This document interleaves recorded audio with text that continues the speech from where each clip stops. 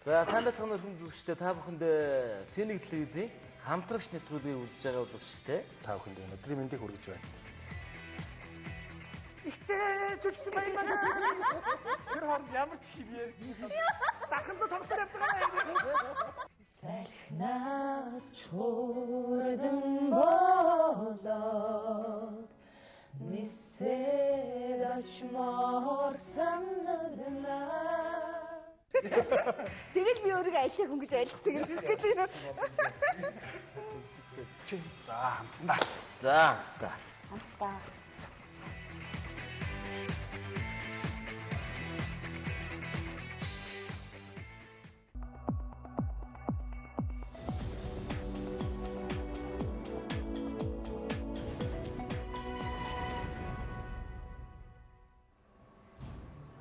Өдрийн дөргийн үзэгчтэй. За манай өнөөдрийн VIP тодруулгын ярилцлагад Монголын залуучуудын холбооны болов төлөвлөлтийн газрын дарга Хонгор Зул оролцохоор студид ирсэн байна. Танд энэ өдрийн дөргийн сайн байна уу өдрөнд. Тэгэхээр Монголын залуучуудын холбооноос санаачлан зохион байгуулж байгаа юм уу? Эсвэл одоо Азийн залуучуудын холбооны чуулга уулзалт тас санаачлж байгаа юм уу? Ямар ч байсан Монгол энэ тухай одоо чуулга уулзалт болчихж байгаа юм байна шүү дээ. Энэ талаар дэлгэрэнгүй ярихгүй та. За тэгэхээр Азийн залуучдын зөвлөл гэж байгууллага маань 1972 онд байгуулагдсан байдаг.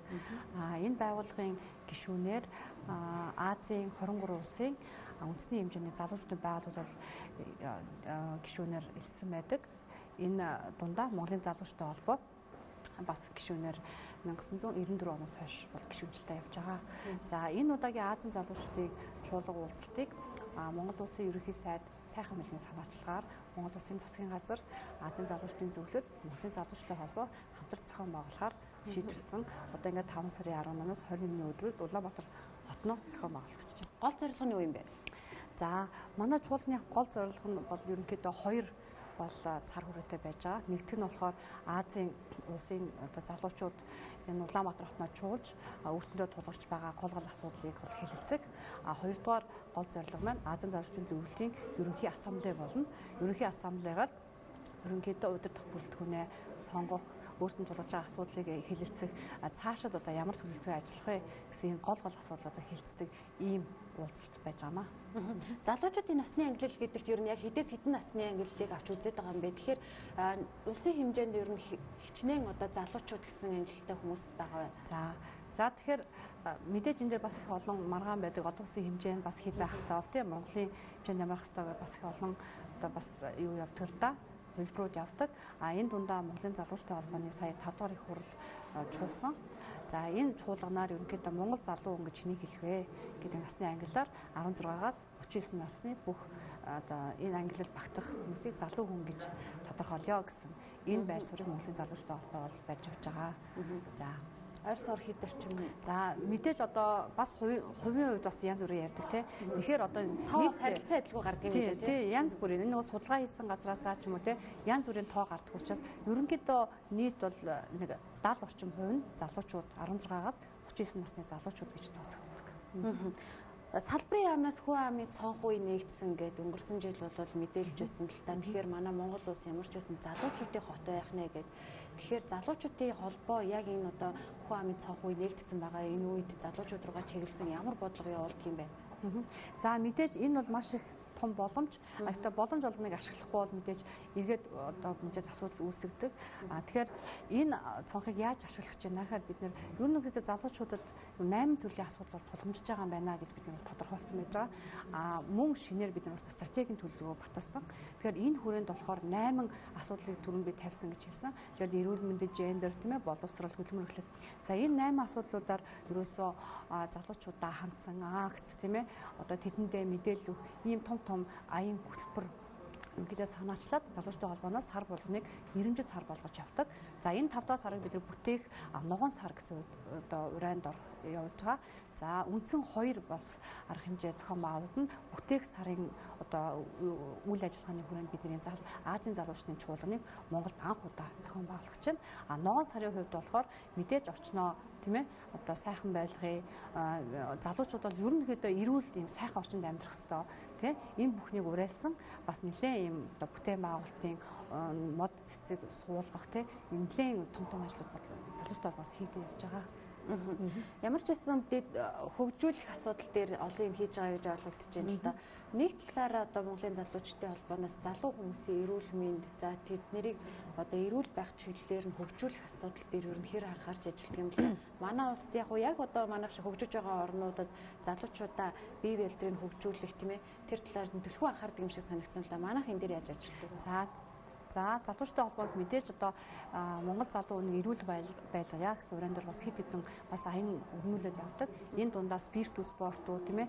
За залуучуудаа баарлуу биш те заалгуу явъя ч гэдэг юм те. Ийм том хөлөө. Мөн улаан өндөр дугуйтай Улаанбаатар бас том төсөл явж байдаг. Тэгэхээр яг энэ 5 сарда багтаад манайх бас дугуйн парадуудыг та нар бүхэн ажиглаж байгаа ах тийм үү.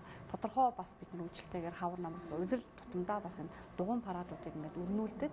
Энэ эргээд Монгол залуу нэг бас эрүүл байлгая гэсэн бас нэг том ураа бас энэ давхар яваад байгаа. Залуучуудын холбоонд одоогоор хичнээн байгууллага дор дэрэгдээ хичнээн одоо төрөмс байгууллагатай хичнээн салбар хилцтэйгээр үйл ажиллагаа явуулж. За тийм. Тэгэхээр яг бүтцийн хувьд авах юм бол Монголын залуучдын холбоо өнөөдөр дэрэгдээ мэргэжлийн хороодтой байна, холбооттой байна.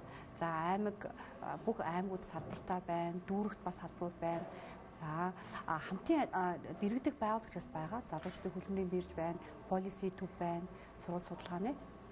За аялал жуулчлалын төв бас ажиллаж байдаг. Тийм. Энэ дэргэдэх байгууллагаас гадна хамтын ажиллагаатай мэдээж төрийн бас байгууллагатай бид нас хамтын ажилладаг олон улсын байгууллагууд байж байна. Тэгэхээр одоо яг энэ бүхнийг дурдах юм бол маш одоо урт чагсаалт гарах учраас ямар ч байсан ерөнхийдөө бүх төвшөнд хамтын ажиллагаатай бүх төвшөнд бид нар явсан салбар нэгжтэй нэлээд юм том одоо үндэсний хэмжээний залуучдын байгууллагыг хэлмээр байна. Олон улстай ер нь хэр хамтарч ажилладаг вэ? За Монголын залуучдын холбоо гэдэг байгууллага байгуулснаас хойш 25 жил ер нь өнгөрсөн байна. 91 онд анх яг холбоо гэдгээр төрийн бас байгууллага гэдгээр одоо шинжилсэн зохион байгуулагдсан. За энэ үеэс эхлээд мэдээж хөрш орнууд стратегийн түншлэлтэй хөрш орнууд байна тийм ээ. Орос, Хятад гэх мэт. Мөн бүх төвүүдэд бас хамтын ажиллагаагаар нэлээд өргөжүүлэх энэ хандлагуудыг бид нар бол нэлээд хөгжүүлж байгаа. Энэ дундаа бас онцолж хэлхийг хүсэж байна. Залуучдын холбооны ерөнхийлөгч Мөнхбат одоо өнгөрсөн онд буюу 14 онд Дэлхийн залуучдын ассамблеийн Аз намхан далайн асуудалд эрхэлсэн хэд ерөнхийлөгчөд сонгож ажиллаж байгаа. Тийм учраас энэ Азийн чуулганы бас зохион байгуулж байгаа бас нэг том үндэслэлийн нэг нь энэ бас албан тушаал одоо албан тушаал гэхээсээ илүү Азийн түвшинд бас Монголын залуучдын холбоо хурж ажиллаж байгааг бол харуулах ийм бас үзүүлэлт болж юм аа. За баярлалаа. Тэгэхээр хоёулаа хэсэг хугацааны засварлагын дараа иргэн ярилцлаа. За баярлалаа.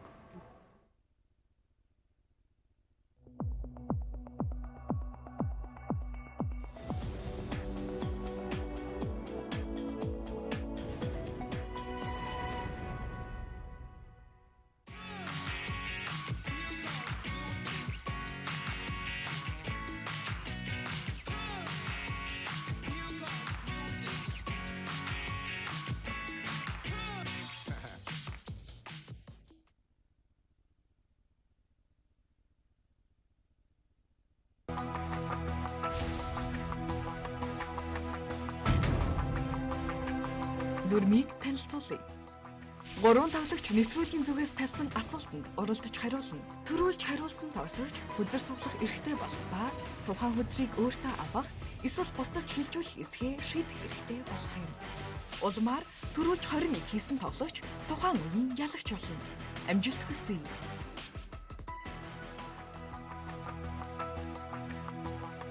Хоёр тоглогч нэвтрүүлгийн зүгээс тавьсан асуултанд уралдаж хариулна. Төрүүлж хариулсан тоглогч хүзэр суглах эрхтэй болох ба тухайн хүзрийг өөртөө авах эсвэл өрсөлдөгчдөө шилжүүлэх эсхээ шийдэх эрхтэй болох юм. Улмаар төрүүлж 21 хийсэн тоглогч финалийн тоглолтод орох эрхээ авна. Амжилт хүсье.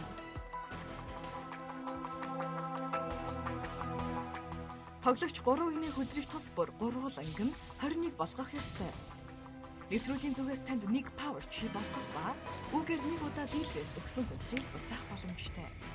1 удаа 21 бүрдүүлвэл 100 мянган төгрөг, 2 удаа 21 бүрдүүлвэл 500 мянган төгрөг, 3 удаа 21 бүрдүүлвэл та 2 сая 500 мянган төгрөг хож болно. Танд амжилт хүсье. Love Harmony Entertainment Game Show. Томоо тохгүй.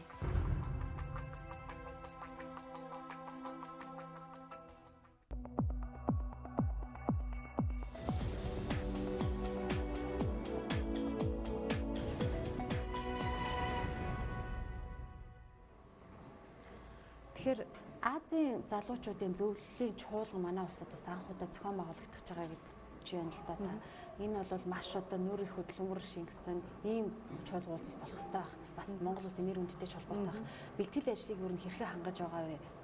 За тэгэхээр нийт Азийн 23 улсаас 240-од одоо төлөөлөгч бол ирнэ. За мөн бидний хамтын ажиллагаатай байгаа бусад зөвхөн одоо Аз гэхгүй бусад твээс бас төлөөлөгч хүндэт зочид ирж байгаа. За тэгэхээр мэдээж энэ одоо нүсэр одоо 200 гаруй гадаадын төлөөлөгчд дотоодын 300 гаруй төлөөлөгч буюу нийт одоо хуралд маань ерөнхий асамблеийн 600 хүн оролцсон. Тэгэхээр энэ бүхний зохион байгуулалтыг мэдээж одоо дон ганц Монголын залуучуудтай холбоо мэдээж хийхгүй бид нар хамтарч ажилладаг. За төрийн байгууллагууд бүх агентлагууд тийм ээ одоо чиглэлийн бүхэл одоо салбарын хүч төрөм мэдээж энэ бэлтгэлийг бол хангаж байгаа. Одоо арга хэмжээний эхлээд 2-7 хоног гэдэг үлдсэн байна. Тэгэхээр мэдээж одоо яг энэ 2-7 хоног үлдсэн хугацаанд бол бэлтгэл бол нэлийн амжилттай бас хангагдаад явж байгаа гэдгийг хэлхийг хүсэж байна. Ямар асуудлууд хөндөгдөх вэ? За боловсрол эрхлэлт, боловсрол хөлмөр эрхлэлт байна. Эрүүл мэнд, гендер, тэгээд залуучуудын одоо доктортой үйлчлэх залуучтай оролцоо. Тэр том ерөнхий ассамблеийн гол одоо малгай сэдэв байна. Доктортой үйлчлэх залуучтай оролцоо байж байгаа. Тэгэхээр яг энэ сэдвээр бас салбар хуралдаа явна. Мөн залуучуудын бодлого хөтөлбөр гэсэн том 5 салбар хуралдаанаар асуудал хилцэж явах юм аа. Тэгэхээр бас нэг зүйл танаас тодруулжсанмаар анх удаа Монгол улс юу гэдэг хүн амын хөгжил нийгмийн хамгааллын яамны дэргэд Монголын залуучуудын хөгжлийн хилцэн гэдэг төв байгуулагдсан шүү дээ. Тэгээд энэ хилцэн одоо хэр үр дүнтэй ажилтг юм болоо Монголын залуучуудын холбоо эндээс явуулж байгаа үйл ажиллагаанд нь хяналт тавих, мөн дээрэс нь одоо бодтойгоор оролцоод явах боломжийг салбарын яамнаас нь хэр бүрдүүлж өгсөн бэ?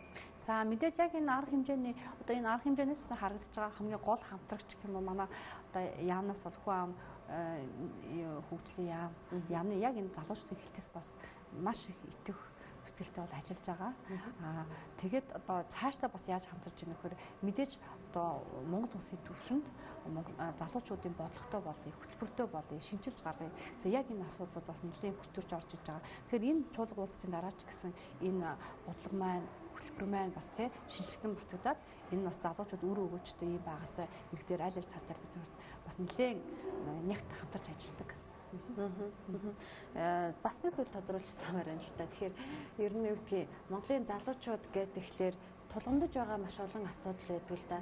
Төр засгийн хэмжээнд шийдвэрлүүлэхийг хүссэн олон асуудал байдаг. Өнгөрсөн жил ч гэсэн залуучуудын чуулган гэж зохион байгуулж байсан. Тэн дээр маш олон зөвлөмжүүд гарч ирсэн шүү дээ. Тэгэхээр тэр зөвлөмжүүд ер нь хэр бодит амьдрал дээр биелээ олж явдаг юм бол та түрүүн сая хэллээ л дээ. Одоо энэ чуулганаар бас бодлого тодорхойлох зорилготой гэдэг чинь манад ер нь өмнө нь юм бодлого байсан юм уу? Залуучууд юу чиглэсэн?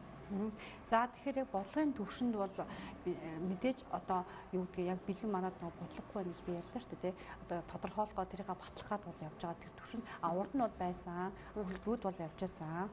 Одоо мэдээж цаг хугацаа өнгөрөх тусам залуучуудын эрэлт хэрэгцээ сонирхол те бүх юм өөрлөгдөж байгаа яг эдийн засгийн хөгжилтэй адилхан өөрлөгдөж байгаа учраас мэдээж энийг шинжилж гаргах шаардлага байгаа. Энэ бүхнийг хаана бид нар яаж хүргээд ирнэ гэхээр их хурл дахь залуучуудыг дэмжих лобби бүлэг гэж 2012 онд байгуулагдсан. Үүгээрээ дамжуулаад бид нэр дайлангаа залуучуудын холбооноос залуучууд юу хүрчин гэсэн тэр жагсаал тэр хүсэлтийг бид нэр жагсаагаад бас лобби бүлгээрээ оруулж бас хилцүүлдэг ийм бас бид нэг тийм бүтэц байж байгаа. Тэгэхээр энийгээ мэдээж өшөө одоо хүчтэй болгох тийм ээ өшөө одоо залуучдын оролцоог илүү нэмэгдүүлэх гэсэн. Тэгэхээр одоо зөвхөн одоо их хурл дахь лобби бүлэг хийсэл орон нутагт ч гэсэн одоо тэ засгийн дэргэд залуучдын лобби бүлгийг бид нар бас байгуулсан төлөө энийгээ хүрээгийн тэлхийн төлөө бас явж байгаа. Өмнө нь орон нутагт юм тэлээг байсан юм уу тийм. Тэр нь одоо яг нөгөө албан ёсоор бүтэц батлах тийм энэ бас арай өөр асуудалтай тийм ээ. Тэгэхээр ингээд албажуулаад тийм ээ байгуулад явах юм бол энэ илүү үр дүнтэй юм байна гэдгийг бас харуулж байна л да. Бид нэг яаж байгаа. Тэгэхээр Монголын залуучуудын холбооны одоо тэр санаачлаад байгаа энэхүү чуулга уулзалтанд ямар хүмүүс оролцож болох юм бэ? Тэгэхээр зөвхөн одоо зөвлөлийн гишүүд орох уу? Эсвэл тэр чуулганы сонирхож байгаа бас мянган залуучууд байж болох юм л да. Тэр хүмүүст хэр нээлттэй болох вэ? За бид нар бол бүртгэлийг бол 2 сарын туршид бол явууллаа сая он гараад. Тэгэхээр энэ маань ерөнхийдөө дотоодын залуучууд гэсэн ерөөсөө л одоо бүртгэлийн хуудасаар тийм ээ өөрийнхөө хүсэлтээр өөрийнхөө сонирхсан тэр сэдвийг сонгоод бол бүртгүүлсэн байж байна. За тэгэхээр мэдээж шаардлага гэж байлгүй яах вэ? 18-аас 35 насны бүх арга хэмжээ англи дээр явах учраас английн мэдлэг бас нэлээд төлхөө одоо шаардлага нэгдүгээр тавигдчихж байгаа. Тэгэхээр энэ шаардлагыг хангасан 3 дугаарт яг тэр тодорхой асуудлуудаар байгууллагын төлөөс энэ залуучуудыг бид нэр бүртгээд одоо ер нь бол бүртгэл дууссан. Тий. Одоо эхнээсээ одоо залуучууд маань мэдээлэл аваад тий одоо дараагийн түвшинд буюу одоо мандата хүлээж авах тэр түвшинд бид нар бүртгэл нэлээд явагдсан байж байгаа. Гадаадын залуучууд мөн адилхан зөвхөн Азийн залуучуудын зөвлөлийн одоо тэр улс орнуудаас гадна чөлөөтэйгээр бас одоо энэ чуулга уулзсанд оролцъё гэсэн хүсэлтэд илэрхийлсэн залуучдыг бүртгэж авсан байж байгаа. Ямар одоо хүндтэй зочид ирэх бол за хүндтэй зочиос гэх юм бол мэдээж одоо Азийн залуучдын зөвлөл гэдэг байгууллагын одоо гүйцэтгэх хорооны гишүүд байна. Дэлхийн залуучдын ассамблеийн бас гүйцэтгэх хорооны гишүүд байж байна. Мөн бид үүнд хэлсэн хамтын ажиллагаатай за Кыргызстан, Казахстан тийм ээ. За Кувейтээс бас гэдэг одоо яг залуучуудын асуудал хэрэгсэн яам тий одоо төрийн байгууллагаас бас зочид төлөөлөгч ирнэ. Мөн одоо CCTV-гийн нэлээд одоо бас нэр хүндтэй Австрийн тоймч Виктор Гау гэдээ бас ирэх гэж байна. Тэгэхээр одоо хүндтэй зочдыг бол ингээд чагсаахан бол бас их олон бас чагсаартай байна. Манай улсад яг хуу одоо ингээд чуулга уулзалтууд эндээс ирээд Монгол улсын нэр хүндж өсөж байна. Нөгөө талаараа маш олон бизнесмен лөө чиглэсэн уулзалт хийж байна. Тэгэхээр энэ олон уулзалт чуулга уулзалтаас бидэнд үлдэх юм нь ер нь бас юу гэдэг бол одоо энэ чуулга уулзалтаас ямар зөвлөмж гараасаа гэж хүсэж байна тийм. За тэгэхээр салбар хуралдаанууд бол явагдаад энэ бүхнээс Улаанбаатар залуучуудын тунхаг гэдэг бичиг гарнаа. Тэгэхээр яг энэ салбараас залуучуудын зөвхөн одоо юу гэдгийг Монгол биш л дээ мэдээж Азийн түвшинд залуучуудын хүсэл бодлыг илэрхийлсэн тийм бичиг бол гараад тэгээд 8 сард Нүүбийн нэг том залуучуудын саммит буюу залуучуудын чуулга болох гэж байгаа. Энэ дээр бид нар бас Азийн залуучуудын санал бодлыг бол хөрвүүлэх юм том зорилт тавьсан ажиллаж байгаа. Дараагийн яг өөр чи хэллээ мэдээж одоо зөвхөн одоо тэр 5 салбар хуралдаанаас гадна хажууд нь бизнес эрхлэгч залуу бизнес эрхлэгчдийн форум болно. Мөн Зүүн Хойд Азийн симпозиум зохион байгуулагдана. Зүүн Хойд Азийн симпозиум өөрөө бас их онцлогтой. Энэ болохоор 6 улсын яг Зүүн Хойд Азийн бүсэд хамаарагддаг.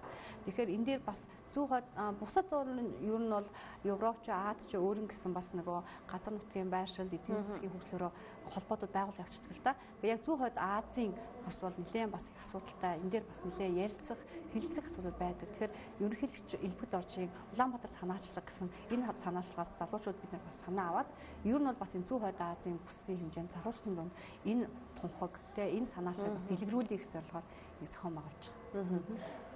Хоёулаа тэгэхээр маш сонирхолтой ярилцлага өрнүүлж байна гэж ойлгож байна. Нөгөө талаараа бид танаас нэг зүйл асуумаар байна л да. Монгол залуу хүмүүсийн тухайд ялангуяа залуу гэр бүлийн тухайд орон байртай болох асуудал, за цаашаа мэдлэг боловсруулалтаа дээшлүүлэх асуудал гээд маш олон тулгымцсан асуудлууд байна. Энэ дээр одоо юу гэдгийг бид манай Монголын залуучууд ийм зүйл хүсэж байна гэд бодлого тодорхойлж байгаа улсын хуралд ч юм уу ийм саналаа ер нь залуучуудын холбооноос хургуулдгүү. Тэгээд энэ дээр ер нь хэр нааштай хариу өгж ажиллах юм болоо Монголын төр штэ. За манай залуучуудын холбооны одоо ерөнхийдөө Мөнх бат одоо өөрийнхөө бас энэ хэвлэл мэдээлэл төгсөн ярилцлагад ер нь их олон удаад урьдсан байж байгаа. За мэдээж хамгийн номер 1 залуучууд тулгамж байгаа асуудал нь орон сууц байна. Тэгэхээр орон сууцны корпорацийг байгуулъя, тийм ээ. Инновацийн сан байгуулъя гэсэн хэд хэдэн бас санаачлагууд явж байгаа. Тэгэхээр энэ санаачлагууд нэлээд юм дэлгэрэнгүй байдлаар бас зохиох ёсны төвшингийн одоо шийдвэр гаргагч нарт бол хүрч байгаа гэж би ойлгож байгаа. Тийм байдлаар бас асуудлыг шийдэх бид нар гарцуудыг хайж болж байгаа. За баярлалаа танд манай студид дээр сонирхолтой ярилцлага өгсөн. Таны ажилд амжилт хүсье. За баярлалаа. За баярлалаа.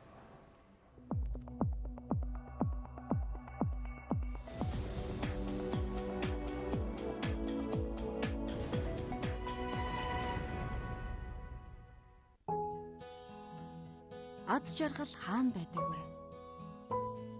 Хүмүүн мэдний энэ ирэл эцэс төгсгөлгүй үргэлжилсээр. Хаан ч байгаа тэр аз жаргалыг бид хүлээдэг, хайдаг. Хайгаад бас алсад байгаа. Эсвэл ирээдүйд ирнэ гэж хүсээд байгаа аз жаргал үргэлж бидний дэргэд байдаг.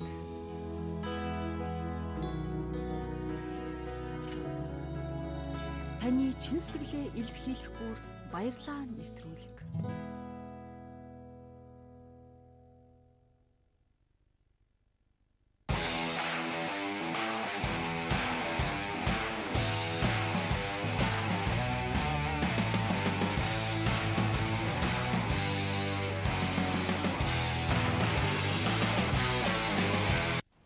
Доктор Кай Лайтман